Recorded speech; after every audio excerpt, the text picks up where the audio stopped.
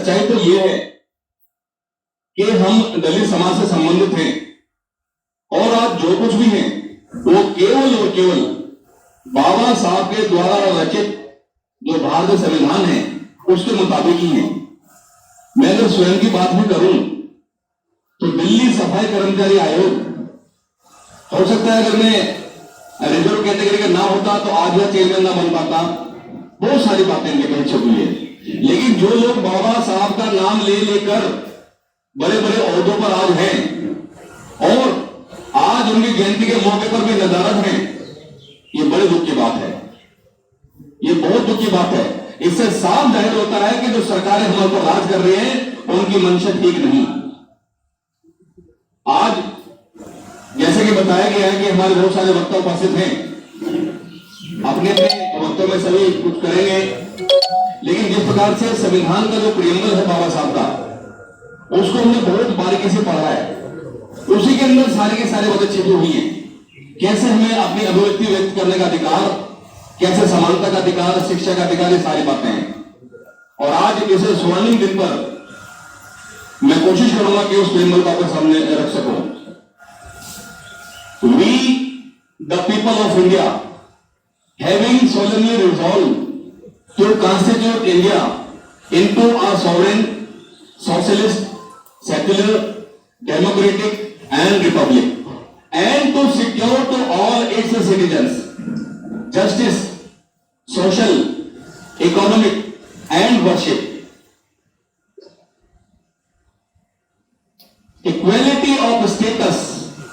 and of opportunity, and to promote among them all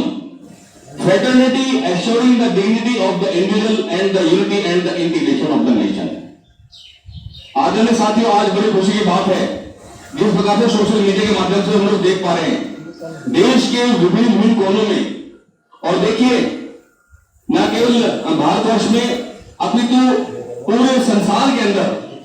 Australia में भी हमारे लोग जानकार हैं, नीदरलैंड से भी हमें कुछ लोगों ने बताया है, कोरिया में कुछ लोग थे ऐसे जिन्होंने अपने व्हाट्सएप के माध्यम से संदेश दिया कि बाबा साहब के अम्बेडकर जयंती को हम बहुत बड़े धूमधाम से मनाया जा रहे हैं।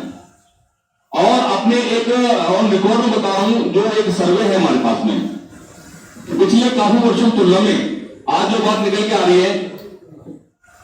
कि बाबा साहब का प्रचार प्रसार बहुत भारी पैमाने पर किया जा रहा है। इसके पीछे जो हमारे ऑब्जर्वेशन है, जो हमने देखा है, ये जो हमारा मिशन जय भीम है, इनके जो संस्थापक है परम आदरणीय मान्यवर साहब राज्यपाल गौतम जी, इनका अथक प्रयास इसके पीछे छुपा हुआ है। कितने बेबाक तरीके से प्रत्येक व्यक्ति को, देखिए पार्टी का नारा तो किसी और का था ये कि अंत्योदय वाली बात करते थे कि जो व्यक्ति पीछे वाली लाइन में उसको आगे बिठा देंगे, लेकिन आज माननीय राज्यपाल गौतम जी ने साबित कर दिया है कि वाकई किसी और पार्टी में ना होकर हमारा जो मिशन जयपुर में, इसके अंदर ये बात लागू होती है कि जो पीछे वाली पंक्ति में खड़ा हुआ दलित समाज का व्यक्ति, उसको आगे बैठने का अधिकार यहां पर मिलेगा। ये सारी की सारी बातें आज साबित हो रही है। इस कार्यक्रम में उपस्थित सभी जो हमारे कार्यकर्ता भी हैं, पदाधिकारी हैं, उन सबको भी कोटि कोटि नमन करते हुए ये गुजारिश करते हैं। मेरी अभी ओम प्रकाश जी से बात हुई थी, कितने लालय थे, कितने उत्साहित हैं, इन्होंने बीड़ा उठाकर घर घर में जाकर बाबा साहब के अलग जगाने में लगे हुए हैं।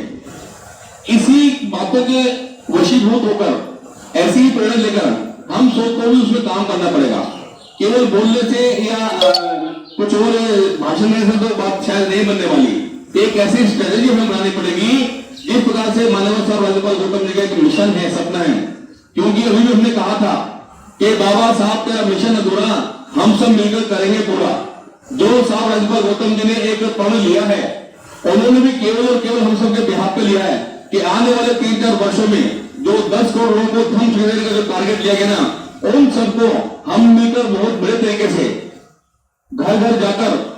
लोगों को प्रेरित कर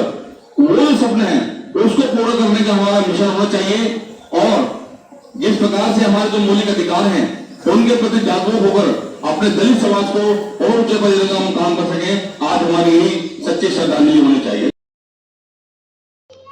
NCR करंट न्यूज़ को सब्सक्राइब करें और नोटिफिकेशन सबसे पहले पाने के लिए दबाएं बेल आइकॉन।